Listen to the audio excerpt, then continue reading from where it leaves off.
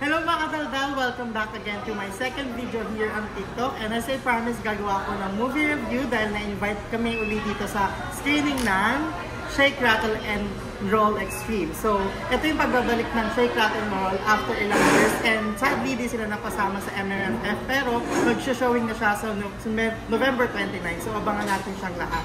So, ngayon, mag-share lang kami ng review and thoughts namin sa napanood namin na film. So, papakilala ko lang din yung kasama ko. Kasama ko ngayon si... Hello mga kataldal, I am JB Abio.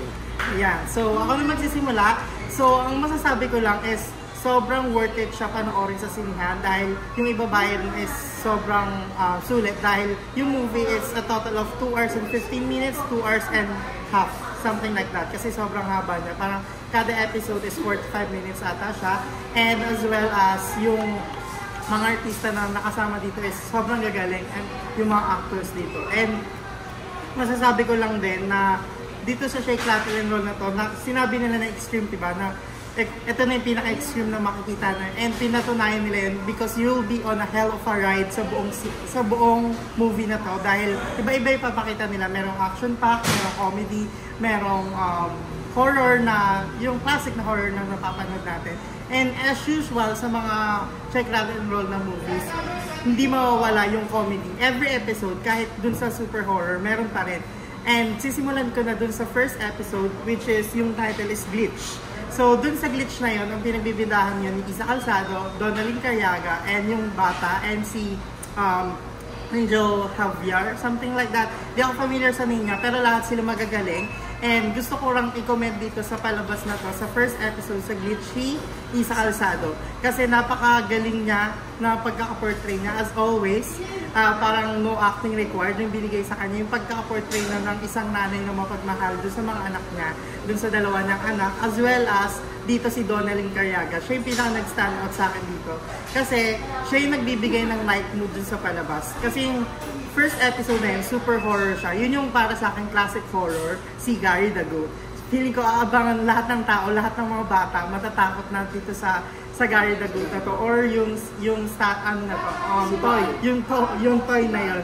Kasi dati diba meron tayong natatakutan sa LRT, something like that. Ito yung bago ngayon, si Gary the Goat. So, ano pa ba yung mga napansin ko? Ayun din, napansin ko rin dito sa first episode pa lang, or sa lahat pala ng episode, is yung graphics. Yung ginawa, yung mga visuals. Hindi halatang hindi tinipid. Sobrang ang gagaling, ang ng mga shots, ganyan. Alam mong pinagandaan at saka binigyan ng magandang budget. Yun. Ayun pa lang. Doon pa lang ako sa unang episode. Doon lang ganun nasasabi. Pero I'll make this as quick para, you know. Tapos, ano pa ba? Gusto ko rin yung theme nung first episode about sa Glitch nga. Kasi para yung sa yung mga lost media, yung mga hindi napapalabas na mga sa media natin sa Pilipinas, something like that. Yung mga archives. Yun. Kasi ang dami na hindi natin napapansin. Ikaw ba? Anong thoughts mo? Para sa akin naman yung movie, sobrang ganda niya. So, sulit yung ibabayad nyo, kaya panoorin nyo na siya sa cinemas. Sa akin, nagbigay siya sa akin ng nostalgia effect as a fan of Shake, Rattle, and Roll. So, napakaganda niya, sulit talaga. Tapos sa third episode, meron siyang Hollywood vibes, which is Evil Spirit vibes. Sobrang galing ni Jane De Leon, sobrang action-packed, and may mga twists, and may mga stories. Sa part 2 naman, ang gagaling ng mga vloggers. Sobrang gagaling nila sa part na yun. Especially, shoutout kay Ninong Wright. Sobrang galing niya din. Commended.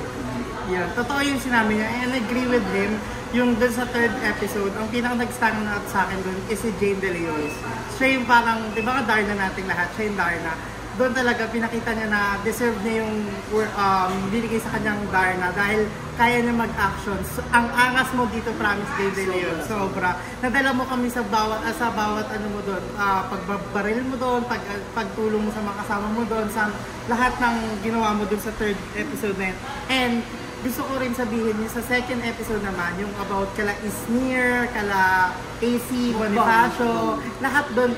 Ang kinagandahan sa episode na yun, yung mukbang, is that yung film kasi na yun, or yung specific episode na yun is about sa mga vlogger or influencers or content creators. So, parang siyang fractured in a way. Kung napanood yung fracture ng ABS-CBN, parang siyang ganon, pero ibang way siya. Parang horror vibes naman yung ginawa nila dito.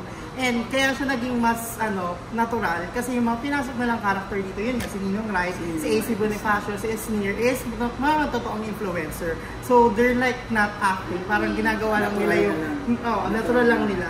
And kung mapapansin mo din na lahat sila first time nila mag-arte, halos si AC Bonifacio. Kaya I want to commend AC Bonifacio kasi pinakita niya dito na napakagaling niya umarte. And may future siya pagdating sa pag-arte. Sa next, Commended din si Mang Isko. Si Mang Isko. Yun naman talaga kasi napakatagal na. At saka yun, si Ninong Rai. Actually, di ako familiar kay Ninong Rai. Tinanong ko lang kung sino siya. He's a famous vlogger pa na nagluluto. Which is pasok dun sa character niya rin. So, natural talagang ginagawa nila. Ayun na talaga yung natural na ginagawa niya sa vlogging. So, galing nga, parang nagbablog lang din siya. Ayun. Tapos sa kada episode din na lalo na yung first episode, parang ang edge of the seat mo. Yung hindi ako makapag-CR kasi ako yung parang nandun din na gusto kong tulungan sila Isa, sila Donalyn. Gusto kong tulungan paano sila makalis, tapos sigaw ako ng sigaw. Ganun, yun yung feels. Actually, hindi ako masyadong natakot or parang parang yung sigaw, like that. Parang more on suspense, ganun. Na kung ano yung mga next na mangyari kasi di naman ako madaling matakot. Na-suspense ako. Add ko rin yung side story ni Baal about dun sa hindi lang daw si Cristo yung napaka-interesting nun. Sobrang medyo malalim siya. Na meron pa palang sinilang ng Paskong Maliban kay Jesus, which is Baal, na one of the most powerful demon dito sa atin. Diba? Yun, isa sa mga dapat nung abangan ko, sino nga ba si Baal? Yes. Sino si Gary the Goat, ganyan. And may mga ilang napansin lang din ako, kaya maganda naman yung film, kaso may sub din na kulang or dahil sa siguro times constraint kasi per episode nga siya. Siguro kung mas na-explain pa yung kwento ni Gary the Goat, and kung yung kwento ng pinagmulan nung sa third episode nung kung paano sila, bakit bigla sila nagiging gano'n, parang hindi lang siya masyado na-explain, pero overall maganda siya for me. Siyempre may time frame din kasi ito. Ayun. And ang ganda nung isang palakpakan talaga kami nung sa isang eksena ni wait lang, Isa Calzado, yung sa una. Yun yung unang part. Hindi ko i-spoil kung ano yun, pero nagpalakpakan kami lahat. And meron ako isang proud na scene ni Jane De Leon na ako yung unang-unang pumalakpak sa eksena niya. Saka yung add ko rin yung kay Isa Calzado na sa episode 1, parang nagbigay siya ng amihan vibes. Diba? Yung mga fighting scenes. Galing. Commended din si Isa. Tsaka isang off lang din na napansin ko dun sa second episode is yung plot twist niya is predictable. Kasi yung katabi ko, si shoutout po sa'yo, si Ate Ken, na katabi ko nung nanonood kami ng screening is na-predict namin kung ano yung magiging plot twist niya. Hindi naman yung ending, yung pinaka-plot twist kung ano mangyayari. Pero natakot pa rin kami at some point kasi may ganito pa palang something. Pero yung pinaka-twist niya na guess kung bakit nangyayari yun. Ano na kasi parang gamit na masyado. Yun lang. Sleepy din yung mga kalaban sa episode 2. Sa mukbang, yung mga nagtatransform, kumakain ng katawan ng mga original vloggers. Yun. Nakatakot. And dun din sa third episode naman, which is yung sa Rage, masasabi ko na napakagaling dito ni Dustin, yung kahit konti lang yung yung exposure niya or yung screen time niya. Dun sa maliit na exposure na yun, nagbigay siya ng time sa mata or nagbigay siya ng flavor or nagbigay siya ng halaga dun sa series or dun sa episode na yun. Nagbigay siya ng tatak yun sa mga tao dun sa role na. Ano pa? Yun. Panoorin nyo na, Shake Rat and Extreme sa November 20. Ganda, sulit. Diba? Lastly, si Rob Gomez pala din sa third. Ang dami kasi nila character dito. Kaya baka, if you want pala, comment down below na lang kung gusto niyo gumawa ko ng per episode na Shake, Rat and Roll na review. Kasi ang dami kong gustong sabihin, lalo na ang dami kasing characters na magagaling. Si Rob Gomez din sa third episode is napakagaling niya. Naparamdam niya sa atin yung role niya na natatakot siya. Kasi kung in a way, parang ikaw yun. Kung ikaw yun nasa position niya, ganun din yung mafe-feel mo. Pero natapangan ako sa isang eksena niya doon. So, I want to commend you on that road. Ayun.